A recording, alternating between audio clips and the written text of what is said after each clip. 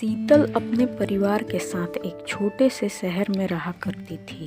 एक रोज वह अपने माँ, पापा और भाई के साथ मेला घूमने जाती है। पापा पापा मुझे खिलौने चाहिए। घर पर तो इतने सारे खिलौने हैं ही, क्या करोगी और लेकर? नहीं, मुझे नए खिलौने चाहिए, वो सारे खिलौने पुराने हो चुके हैं। अच्छा बेटा, ठीक है, रो मत, मैं तुम्हें नए खिलौने दिला देता हूँ। आपके ही लाड प्यार ने इसे बिगाड़ के रख दिया है। एक दिन ये आप ही की नाक कटवाएगी, तब पता चलेगा आपको। इसके बाद शीतल के पिता दोनों को खिलौने दिलाकर सभी को लेकर घर चले जाते हैं। अगली सुबह शीतल अपने भाई को लेकर स्कूल चली जाती है। क्लास शुरू होने के बाद शीतल का पूजा नाम की एक लड़की के साथ पेंसिल को लेकर झगड़ा हो जाता है। ये मेरी पेंसिल है। नहीं, ये मेरी पेंसिल है। इस पर शीतल गुस्से में आकर पूजा को एक थप्पड़ मार देती है। दोनों को झगड़ता हुआ देखकर टीचर बोलती हैं, क्यों लड़ रही हो तुम दोनों? शांति से बैठो तुम दोनों, नहीं तो प्रिंसिपल से मैं तुम दोनों की कंप्लेन कर दूंगी। आए दिन शीतल की शिकायतें स्कूल से आती रहती थी। इसी तरह समय गुजरता है और शीतल बड़ी हो जाती है। एक दिन शीतल अपने घर के पास ही भाई के साथ फुटबॉल खेल रही थी। तभी उसका फुटबॉल सामने वाली पड़ोस की गीता के घर में चला जाता है। दोनों गीता के घर बॉल मांगने जाते हैं। आंटी जी, आपके घर में मेरा बॉल चला गया है, प्लीज़ हमें दे दीजिए। नहीं, मैं तुम लोग को ये बॉल नहीं दूंगी। कैसे खेलते हो तुम लोग? अगर किसी को इस बॉल से चोट लग जाती तो, इसलिए मैं तुम लोग को ये बॉल नहीं दूंगी। मुझे मेरा बॉल चाहिए, मुझे मेरा बॉल चाहिए। शीतल के बार बार कहने पर भी गीता उन दोनों को बॉल नहीं दे रही थी। तभी शीतल गुस्से में आकर उसे एक थप्पड़ मार देती है। तुमने मुझे थप्पड़ मारा? चलो आज मैं तुम्हारी शिकायत तुम्हारे माँ बाप से करती हूँ। गीता गुस्से में उन दोनों को उनके घर लेकर जाती है। अरे ओ शीतल की माँ, जरा बाहर निकलो, आज तुम्हारी बेटी की करतूतों को मैं बताती हूँ। ये सुनकर उमा और शंकर जल्दी से बाहर आते हैं। क्या हुआ गीता बहन, क्यों इतना जोर जोर से चिल्लाकर बुला रही हो? अपनी बेटी के हाथ पर लगाम लगाओ, नहीं तो एक दिन ये तुम्हारी नाक कटा कर रख देगी। ऐसा क्या कर दिया मेरी बेटी ने जो आप इसे ऐसे बोल रही हैं? ओहो, तुम तो ऐसे पूछ रही हो जैसे तुम्हें तुम्हारी बेटी की हरकतों के बारे में पता ही नहीं है। आज तुम्हारी बेटी ने मुझे थप्पड़ मारा, वो भी सिर्फ एक छोटी सी बॉल के लिए। अपनी बेटी के हाथ पर लगाम लगाओ, नहीं तो एक दिन ये तुम्हारी नाक कटा कर रख देगी। इतना बोलकर गीता वहाँ से चली जाती है। हे भगवान, इस लड़की ने तो मेरे नाक में दम करके रखा है। आए दिन इस लड़की के कारण मुझे ताने सुनने को मिलते हैं। पता नहीं ये कब सुधरेगी। ये सब आप ही के लाड प्यार का नतीजा है। इतना बोलकर शीतल की माँ उमा वहाँ से चली जाती है। एक रोज शीतल को लड़के वाले देखने के लिए आते हैं और कुछ दिनों बाद शीतल की शादी हो जाती है। विदाई के समय शीतल की माँ उसे समझाती हैं, देख बेटा, तू ससुराल जा रही है, चाहे कुछ भी हो जाए किसी पर हाथ मत छोड़ना। अपने माँ पापा की लाज रख लेना। ठीक है माँ, तुम चिंता मत करो। मैं हमेशा कोशिश करूँगी कि मैं अपने गुस्से को कंट्रोल में रखूँ और किसी पर हाथ ना उठाऊँ।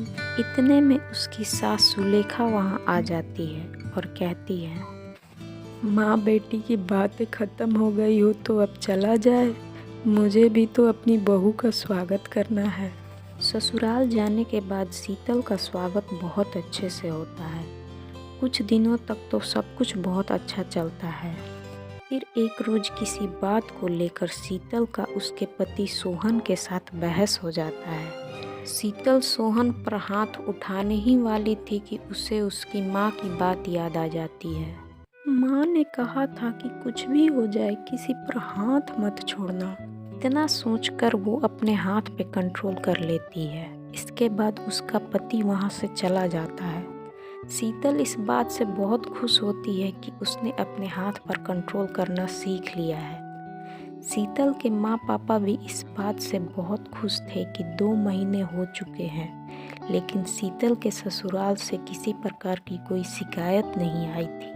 एक रोज सोहन शीतल से बोलता है, शीतल, मैं अपने कपड़े प्रेस करने जा रहा हूँ। यदि तुम्हारे भी कोई कपड़े प्रेस करने हो तो मुझे दे दो, मैं उसे प्रेस कर दूंगा।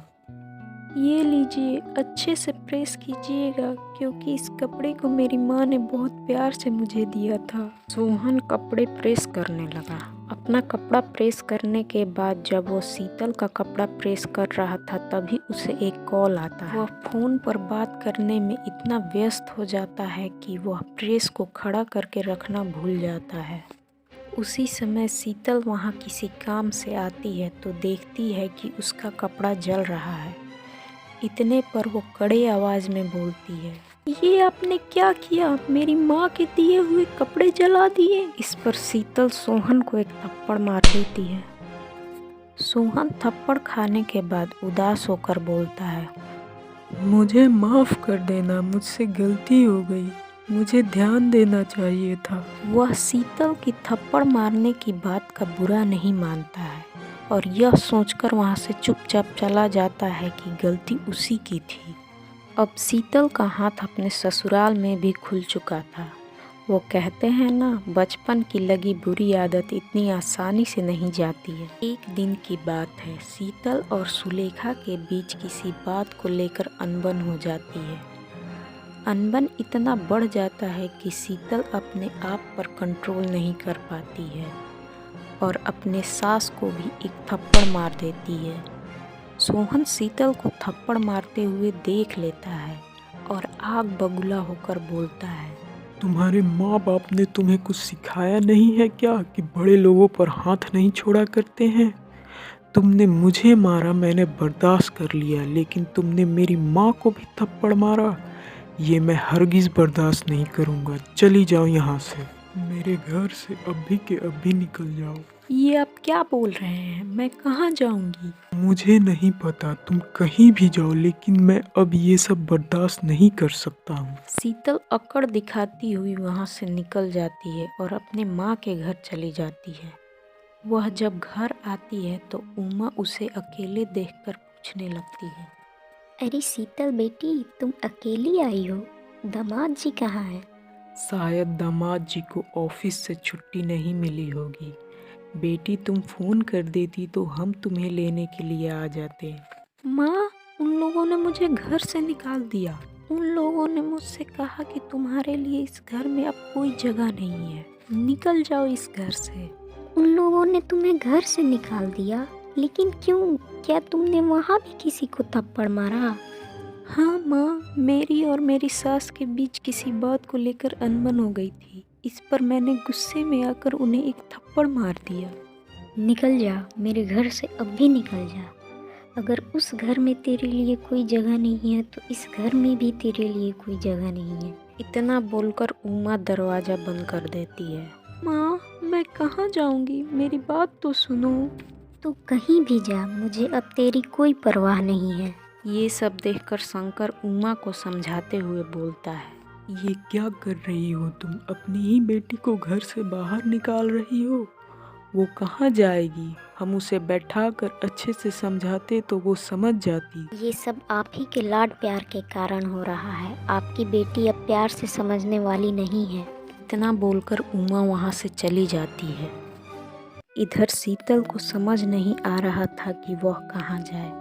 उसके ऐसे व्यवहार के कारण उसकी कोई दोस्त भी नहीं थी जिसके घर वह जा सके। से ही 2 दिन बीत जाता है और शीतल को कुछ खाने के लिए नहीं मिलता है।